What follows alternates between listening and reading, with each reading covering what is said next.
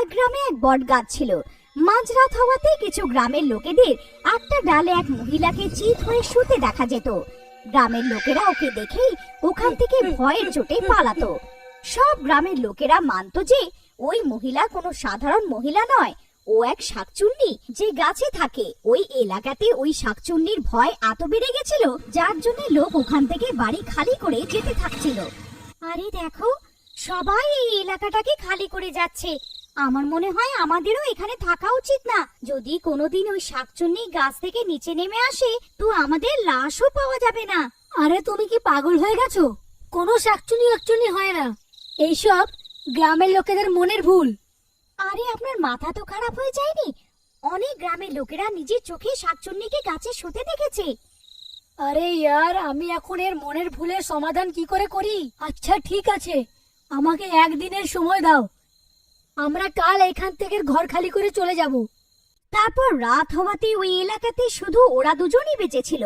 বাকি সবাই ওখান থেকে বাড়ি খালি করে চলে গিয়ে থাকে। সুষমা জানলার কাছে দাঁড়িয়ে থাকে। আরে আমার তো অনেক ভয় লাগছে। দেখো না বাইরে কত নিস্তব্ধ, এখানে আমাদের ছাড়া কেউ নেই। হতভাগা সবাই এই গ্রামটাকে ছেড়ে চলে গেছে। আরে কিচ্ছু হবে না, তুমি ভয় পেও না। আমি অন্য জায়গায় একটা বাড়ি ভাড়া দেখে নিয়েছি। কাল সকাল হতেই আমরা এই জায়গা ছেড়ে চলে যাব। হ্যাঁ। তারপর ওরা দুজন শুতে থাকে। তখনই কুকুর কাঁদতে শুরু করে। ভয়ের চোটে সুষমার ঘুম ভেঙে যায়। আরে মরে গেলাম রে, এই কুকুরগুলো এত কাঁদছে কেন? আরে ওঠো না, আমার অনেক ভয় লাগছে। দেখো না গলির কুকুরগুলো কেন কাঁদছে। সবাই বলে কুকুর শাকচুন্নির আত্মাকে দেখতে পায়, তাই তারা কাঁদে। আরে ইয়ার, তুমিও শোনার কথায় বিশ্বাস করে যাচ্ছ। কুকুররা শাকচুন্নিকে দেখে নয়, বরঞ্চ খিদে পাওয়ার জন্য কাঁদছে। চলো ঘুমিয়ে পড়ো।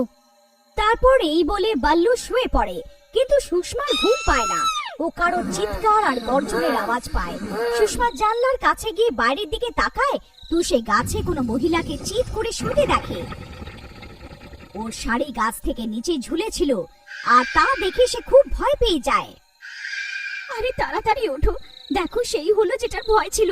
দেখো এই শাকচুন্নি গাছে কিরম ভাবে বসে আছে। তারপর বাল্লু জানলা দিয়ে উঁকি মেরে ওই মহিলাকে দেখে। আরে এ তো কোনো মহিলা মনে হচ্ছে। এর জন্যই বোধহয় সবাইকে নিজের বাড়ি ছাড়তে হচ্ছে। আমি এক্ষুনি গিয়ে একে মজা দেখাচ্ছি। ওগো, তোমার মাথা তো খারাপ হয়ে যায়নি যে নিজেই মৃত্যুর মুখে যেতে চাইছো? আরে কিচ্ছু হবে না, এ শুধু একটা মহিলা যে সবাইকে ভয় পাইয়ে যাচ্ছে। আমি এক্ষুনি ওকে দেখছি। তারপর বাল্লু রাগে বাড়ি থেকে বেরিয়ে যায় আর সোজা ওই গাছের কাছে পৌঁছায়। ওখানে সেই মহিলা দেখতে পায়, আর পিঠ হওয়ার কারণে বাল্লু ওর মুখকে দেখতে পায় না। এই কে তুই? আর তুই এই গাছে কি করছিস?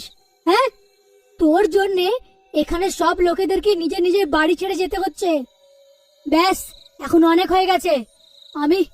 আমি তোকে ভয় পাই না। চল এক্ষুনি নিচে নাম তুই। কিন্তু ওই মহিলা বাল্লুর কথায় কোনো গায়ে পড়ে না। ও চুপচাপ শুয়ে থাকে। মনে হচ্ছে এরম ভাবে তুই মানবি না। দাঁড়া, এক্ষুনি তোকে দেখাচ্ছি। তারপর বাল্লু ওই শাকচুন্নির আঁচল ধরে ওকে নিচের দিকে টানে। ওই গাছে কোনো শাকচুন্নি ছিল না, কিন্তু শাকচুন্নির রূপে এক বহুরূপী প্রপার্টি ডিলার ছিল। আরে এই হতভাগা আমার পিছনেই পড়ে গেছে।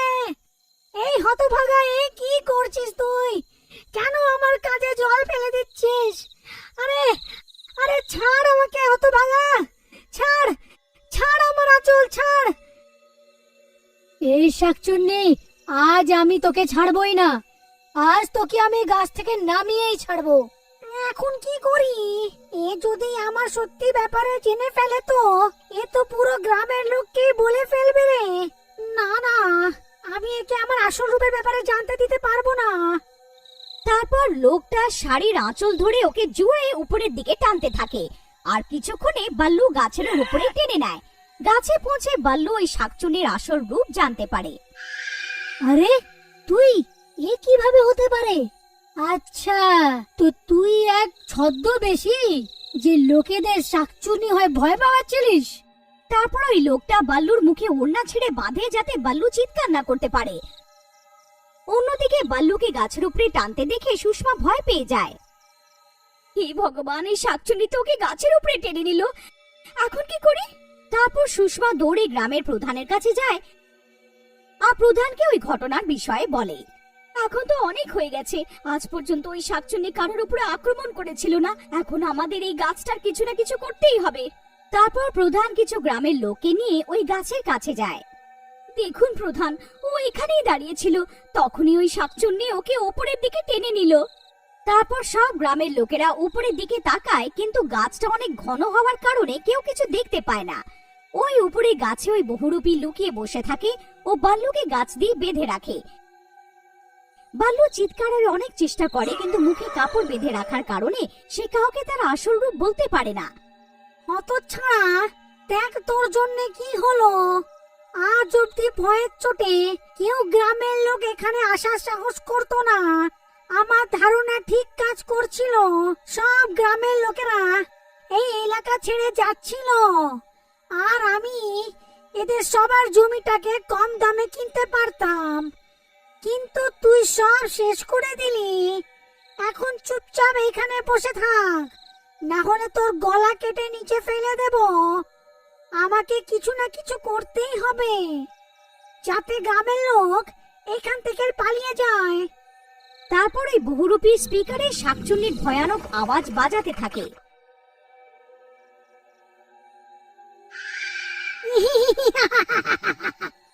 আরে মরে গেলাম রে প্রধান মশাই। মনে হচ্ছে ওই শাকচুন্নি আবার জেগে গেছে, তাই গর্জন করছে। আমার মনে হচ্ছে আমাদের এইখান থেকে চলে যাওয়াই উচিত। চলো এখান থেকে চলে যাই। না, আর আমরা ভয়ে ভয়ে বাঁচতে পারবো না। আজ আমাদের এই ডাইনিকে শাস্তি দিতেই হবে। ভীমা, এক কাজ করো, এই গাছকে আগুন লাগিয়ে দাও। না থাকবে বাঁশ, না বাজবে বাঁশি। না না প্রধান মশাই, যদি আপনি গাছে আগুন লাগিয়ে দেন তো আমার স্বামীর কি হবে?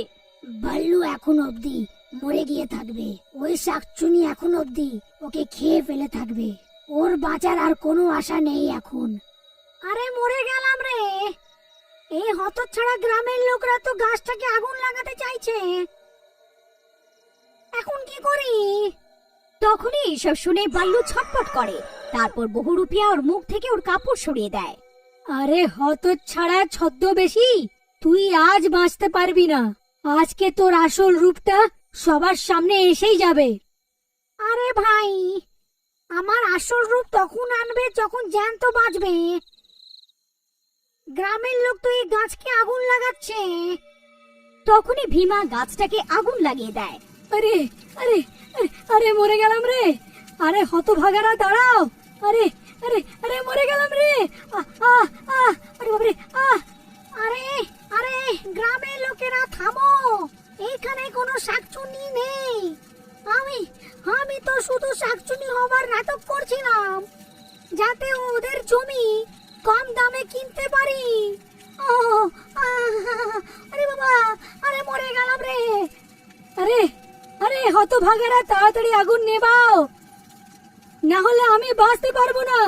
আরে মরে গেলাম রে। ওদের দুজনের আওয়াজ শুনে গ্রামের লোকেরা অবাক হয়ে যায়। আরে প্রধান মশাই, এই শাকচুনির আওয়াজ কি হয়ে গেছে? হঠাৎ করে লোকের আওয়াজ কি করে বের করতে লাগলো? হ্যাঁ প্রধান মশাই, এটা ওনার আওয়াজ, ও জ্যান্ত আছে, তাড়াতাড়ি কিছু করো না। ভীমা, এখানে নিশ্চয়ই কোনো গন্ডগোল আছে, তাড়াতাড়ি আগুন নেভাও, আমাদের এই আগুন নেভাতেই হবে। তারপর গ্রামের লোকেরা বাল্লুর বাড়ি থেকে জলের বালতি ভরে ভরে এনে ওর গাছের আগুনকে নেভাতে থাকে। কিছুক্ষণে আগুন নিভে যায়। তারপর বাল্লু আর ওই বহুরূপিয়া গাছ থেকে নিচের দিকে লাফায়, আর বহুরূপিয়াকে শাকচুন্নির রূপে দেখে সবাই অবাক হয়ে যায়। আরে, এ তো আমাদের গ্রামের প্রপার্টি ডিলার মনোজ। এই হতভাগা, তুই এই গাছে শাকচুনি হয়ে কেন থাকছিলিস? হ্যাঁ বল। গ্রামের লোকেরা, আমাকে ক্ষমা করে দাও, আমি লোভে এসে গেছিলাম, আর এখানকার লোকেদের শাকচুন্নির ভয় দেখিয়ে ওদের জমি কম দামে কিনতে চাইছিলাম। আমাকে ক্ষমা করে দাও। তারপর প্রধান ওকে পুলিশের কাছে দিয়ে দেয় আর সব গ্রামের লোকেরা নিজের নিজের বাড়ি ফেরত চলে আসে।